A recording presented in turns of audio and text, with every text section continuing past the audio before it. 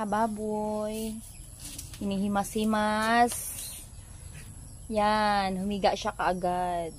So kasi parang ilang hours na lang manganganak na to. Or bukas ng umaga.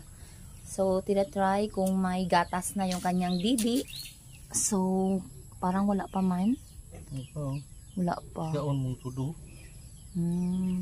So ayan, pag kinakapa-kapa yung kanyang tiyan is ma-feel mo yung kanyang anak. Tibok-tibok. Tumitibok-tibok yung kanyang baby sa loob. Malalaman mo talaga na healthy. Ayan. So yun. Yun. Ready to, ano na talaga siya mga kababoy. Parang malalaman mo na talaga na manganganak na siya. Kasi ayan oh, naghihintay na lang siyang manganak. Ayan. Ayan. So ang laki talaga ng tiyan niya, buyag.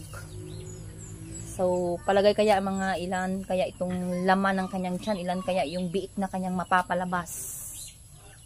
Ayan. Ayan. So excited na yung amo niya. Excited. Kasi mga kababoy, ito po yung first time namin na inahin na manganganak in the history of our baboyan, char. Yan. May gatas na pa? May kaunting gatas na daw mga kababoy. So ipakita mo pa. Wait. Ayun, nakita ko na. Yan.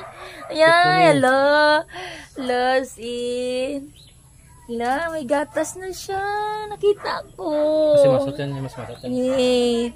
May nakita na ko kanina doon sa kabila niyang didi. May may gatas. Nagtapa ka kanil. Ayan. Ito mo, iti.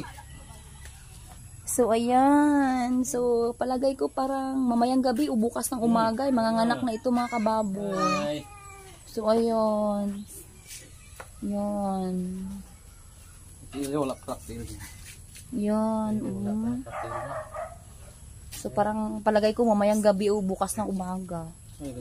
Manganak na itits. Long, excited na ang all. Yan. Irulag sila. Dalagay kapatigan. Hindi na. Yan. So makakapa na talaga siya mga kababoy. Na gumagalaw yung kanyang anak. Wow. Plus 12. Masih bata na. Walang gatas niya. Tuwa doon.